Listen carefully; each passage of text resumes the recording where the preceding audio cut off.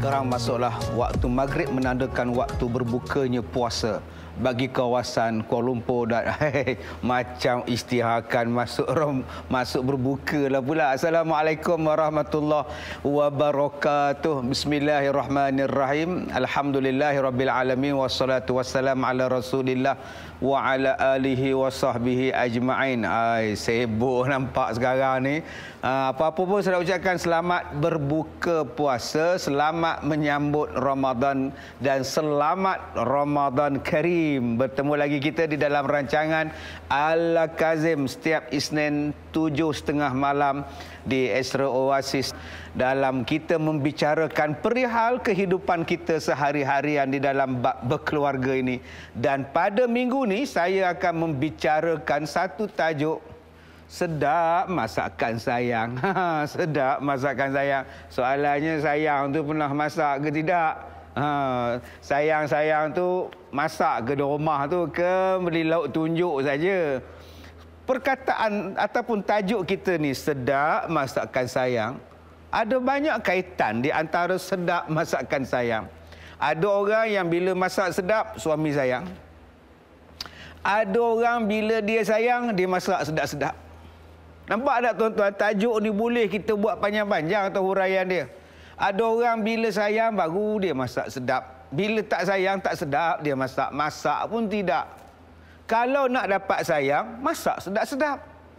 Kalau kita ni sedap, barulah bertambah sayang kita. Daripada 3 rangkai kata dalam tajuk ini, kalau kita sebagai seorang suami, kalau kita sebagai seorang isteri, bagaimana nak tackle, bagaimana nak mengambil hati pasangan hidup masing-masing, salah satu caranya ialah memasak. Dan kali ini dalam bulan Ramadan yang mulia ini, tak dapat lari kita daripada memasak, daripada membicarakan bab memasak, daripada membicarakan bab membeli lauk pauk sehinggalah buffet di bulan Ramadan. Kerjanya ialah masak, makan, masak, makan. Kenapa soalan ini begitu penting dalam kehidupan sehari-harian kita? Kerana persoalan memasak ini adalah satu bentuk bagaimana kita nak menarik hati suami kita. Bagaimana kita nak menarik suami kita sayang pada kita, suka kepada kita, ialah kerana salah satu caranya ialah seorang isteri itu pandai memasak, bijak memasak, dan bagaimana nak memasak makanan yang begitu menyelerakan, begitu mendatangkan keseronokan kepada keluarga mereka. Dan apabila seorang isteri memasak dengan penuh kasih sayang, cuba tuan-tuan bayangkan bagaimana seorang isteri. Kenapa saya cakap dengan penuh kasih sayang? Pertama, dia bangun pagi, dia siap, dia bawa kereta dia.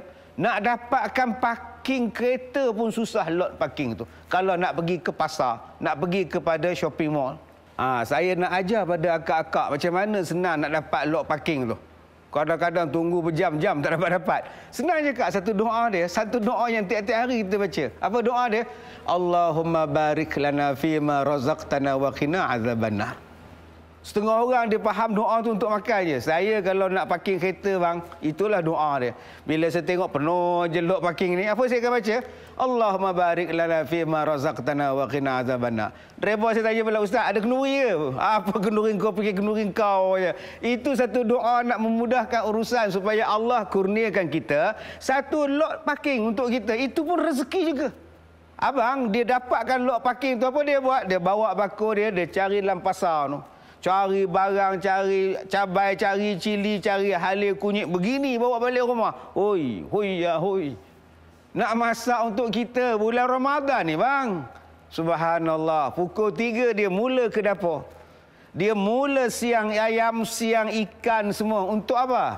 Suami dan anak-anak dia nak berbuka puasa. Subhanallah. Bila dah siap makanan, satu kepuasan kepada seorang isteri. Sebab tu abang-abang boleh tengok seorang isteri bila dia habis masak. Yes. Nampak tuan-tuan. Begini je. Penuh atas meja tu.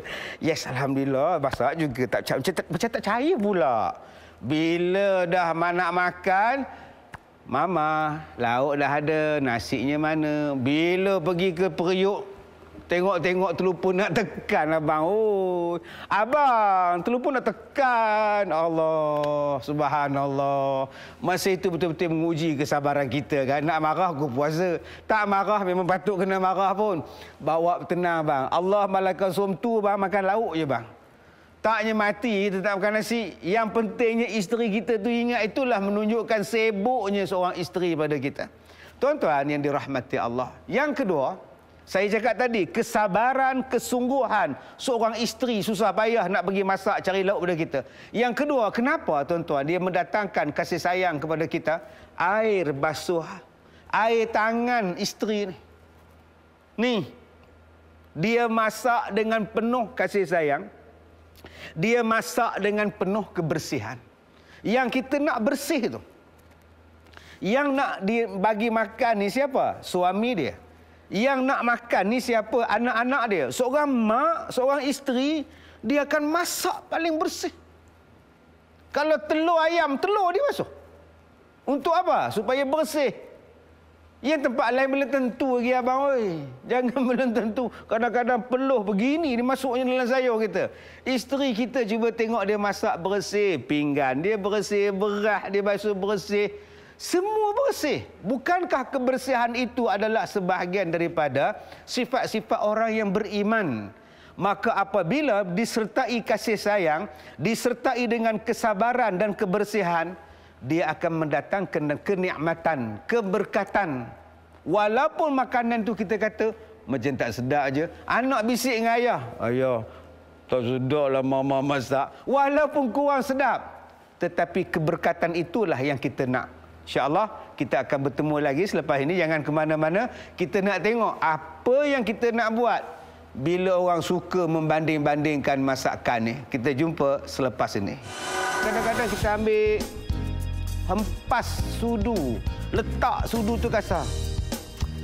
Hei, kalau aku tahu macam ni aku makan di kedai.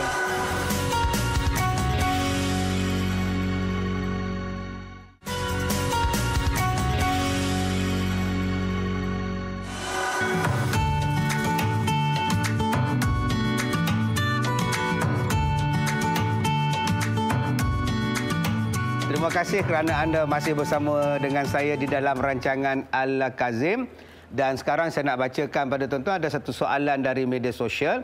Soalan dia bunyi macam ini. Suami selalu bandingkan masakan saya dengan masakan ibunya hingga saya malas nak memasak lagi. Kalau gitu bagi mak yang masak abang. Oi, kasar benar akak menjawab tu pun. Yelah, saya masak tak sedap. Saya masak tak sedap. Mak awak je yang sedap. Janganlah cakap macam tu, Kak. Kalau gitu, akak kena pergi jumpa mak dia.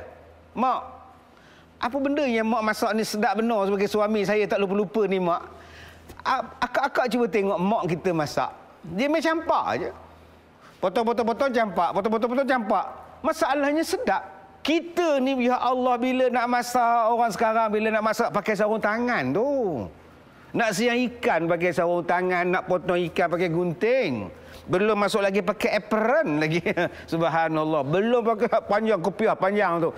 Masak tak sedap juga. Itu yang suami komplain tu. Kamu masak mengalahkan chef pakaiannya. Tapi ya Allah. Jadi kalau suami kita komplain, akak bila suami cakap tak sedap macam mak, jangan tarik, jangan kecil hati. Janganlah kita terasa hati pula. Biasalah suami. Dia dah makan masakan mak dia daripada umur dia sehari tu. Umur sehari, nampak benar nipunya. Daripada dia kecil sampailah dia kahwin dengan kita. Mak dia masak, mana boleh lupa. Dan abang pun, abang masak daripada, abang makan masakan mak tu daripada abang kecil sampailah abang kahwin. Memanglah abang tak boleh lupa. Abang dah biasa mulut lidah macam itu.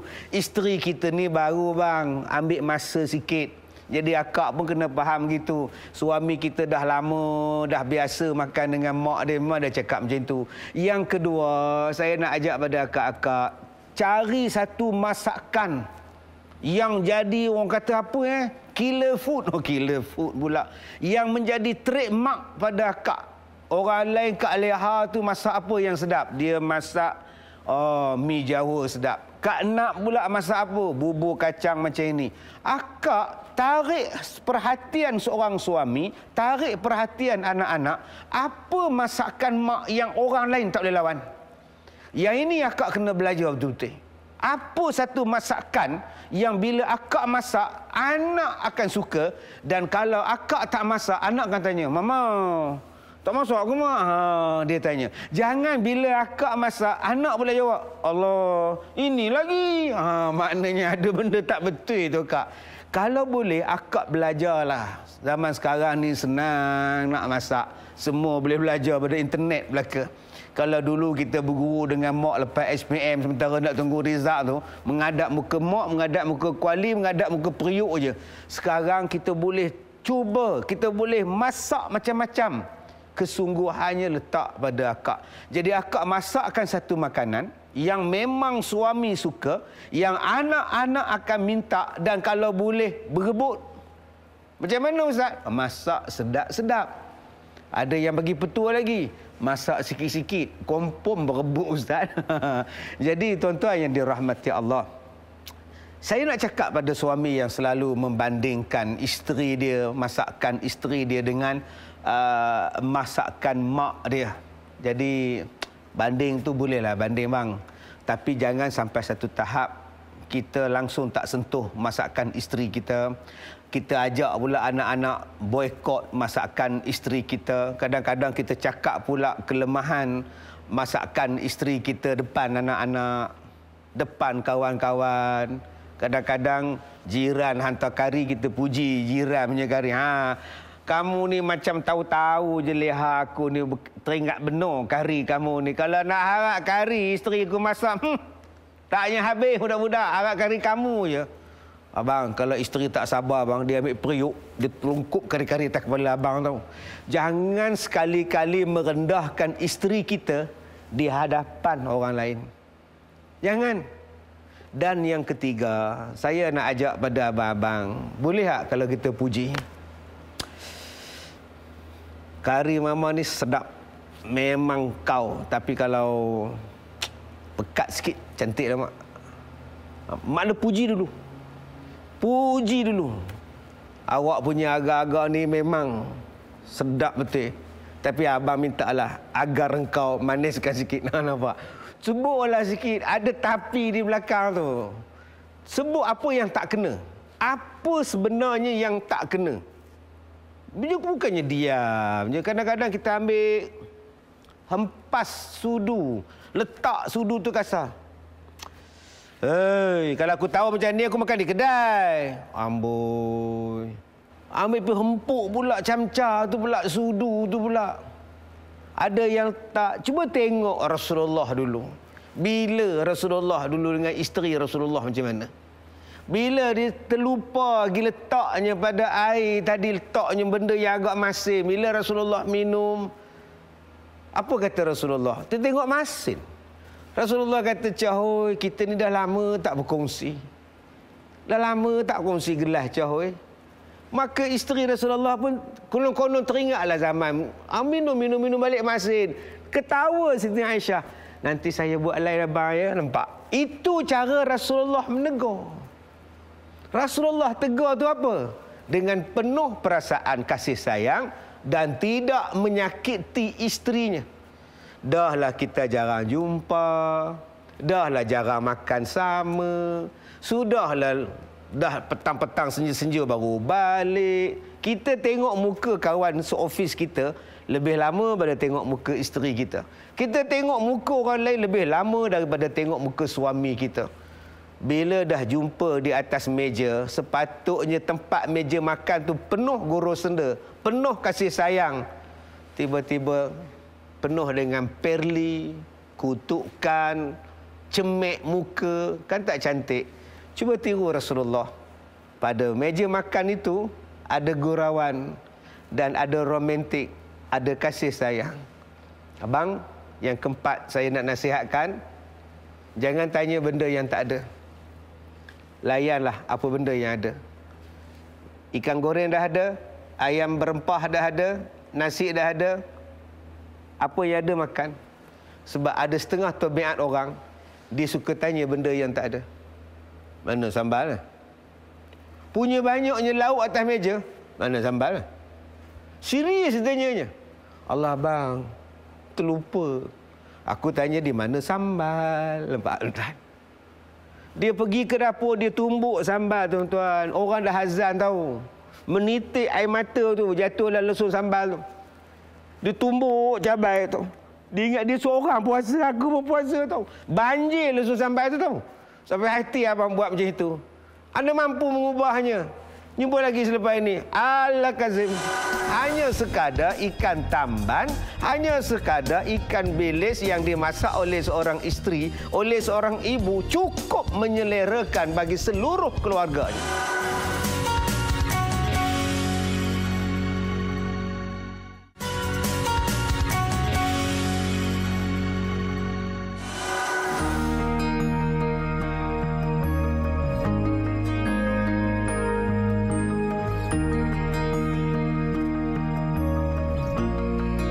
Terima kasih kerana masih lagi setia bersama dengan saya di dalam rancangan Al-Kazim. Sedap masakan sayang. Tuan-tuan yang dirahmati Allah. Kadang-kadang seorang isteri bertanya, apalah aku nak masak hari ini? Pagi-pagi tanya, apa pula aku nak masak hari ini? Nak ke dapur je apa aku nak masak hari ini? Soalan dia tanya, apa aku nak masak hari ini? Senang-senang kak, pergi pasar Ramadan kak, clear. Macam-macam benda boleh masak pula. Tapi pasar Ramadan itu boleh kita pergi beli masakan dia. Tetapi yang paling kick sekali lah tuan-tuan, isteri masak, mak masak. Kalau kita zaman dulu-dulu 70-an, 80-an, pasar Ramadan belum ada lagi. Maka mak, anak-anak, bapa sekali, satu keluarga ke dapur. Seingat kita lah orang generasi dulu-dulu tuan-tuan. Mak bapa, anak beranak ni pukul 5 lepas asar tu semua dah ke dapur. Yang ayah pergi ke pekan, beli ais batu. Masa itu mana ada peti ais, peti sejuk tak ada. Dibelinya ais batu, dilapik pula dengan serbuk papan, habuk papan, naik basikal, lapik dengan surat khabar. Begini kayu basikalnya, nak beli ais batu. Besar ini balik, bila sampai di rumah, udah setengah tinggal dia. Subhanallah. Bila balik ke rumah, satu keluarga di dapur. Yang abang, yang kakak, mak dia kata, Leman, kuih tu pergi hantar sama Makcik Tijah tu. Hantar kuih buah Melaka tu. Pesan dekat Makcik Tijah, mak nak balik apa nama pinggan mangkuk tu. Kak Long, kamu hantar rumah Kak Nak. Beritahu dia orang, pinggan tu mak nak balik. Nampak, inilah tuan-tuan, petua bagaimana nak bagi lauk banyak, nasi banyak bulan Ramadan. Hantar sana, hantar sini, pesan. Mak nak balik pinggan tu. Bila anak-anak 5 dia balik, semua balik buah Melaka balik. Astaghfirullahalazim. Marah mak dia tu. Aduh, kata dia. Tuan-tuan, kenangan-kenangan bulan Ramadan itu cukup hebat. Hanya sekadar ikan tamban, hanya sekadar ikan bilis yang dimasak oleh seorang isteri, oleh seorang ibu, cukup menyelerakan bagi seluruh keluarganya. Kenapa, tuan-tuan? Kenapa yang jadi sedap, yang jadi berselera? Sebab anak-anak yang masak. Bila anak masak, bila anak ni goreng ikan, bila anak ni tumbuk sambal, bila anak ini pula dia yang siap ikan, anak ni pula yang masak sayur, menjadi satu kebanggaan kepada mereka. Mereka nak makan masakan yang mereka masak. Nampak tak tuan-tuan? Hikmah apabila kita ini berkeluarga dan memasak secara bersama. Sebab itu kalau isteri memasak, dibantu oleh seorang suami dia, cuba tuan-tuan tengok keriuhan. Abang masak apa abang? Inilah abang nak masak pada engkau. Ikan bilis, masak sambal petai. Cantik punya. Sedap ke pandai ke awak tu masak? Jangan tengok tengok kaki Nampak? Okey, kita tengok siapa yang sedap. Tuan-tuan, gurauan senda gurau ketika sama-sama memasak itu menjadikan hilang penat. Dan tak sangka pun waktu dah berlalu abang, dah 7 suku bang. Nampak? Berbeza dengan seorang isteri, seorang-seorang masak, suami dia sila panggung begini je, duk berzikir depan TV. Zikir pula dengan remote.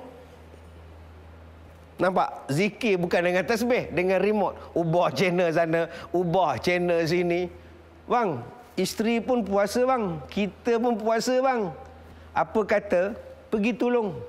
Ini tidak, remote je. Leha. Jangan lupa ikan bilis. Ya, nampak? Daripada jauh dia remote juga isteri dia di dapur. Bila nak rasa sedap masakan itu. Tuan-tuan yang dirahmati Allah.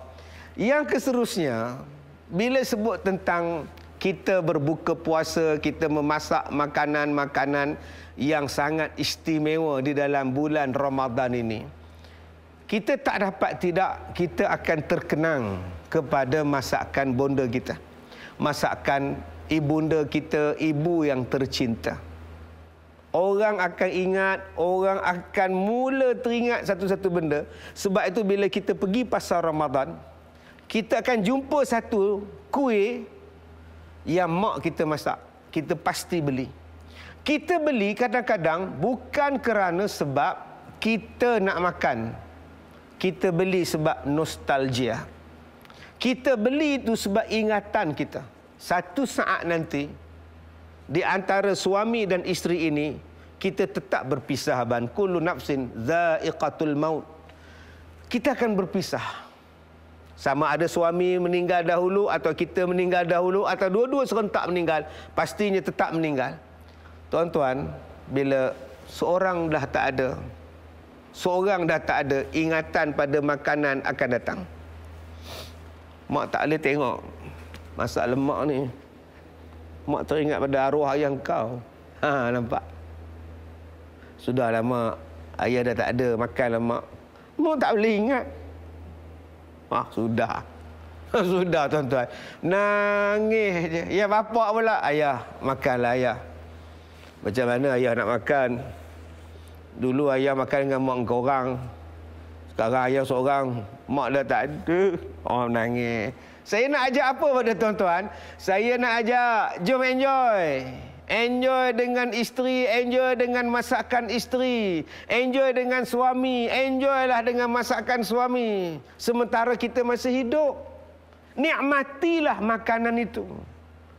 Jangan bila dah mati, meninggal salah seorang daripada kita, apa kita boleh buat? Hanya tangisan saja. Kadang-kadang suami kita minta, Leha, mintalah bubur kacang, masaklah bubur kacang, buka puasa ni bubur kacang. Bubur awak tu gaut. Oi, marah. Besok meninggal suami macam. Seminggu cakap dia nak bubur kacang, saya tak masak. Kadang sedih pula. Anak minta, mak nak bubur, mak tak ada masa lah. Buatnya mati anak tu tuan-tuan, langgar dia bersegala jak macam mana?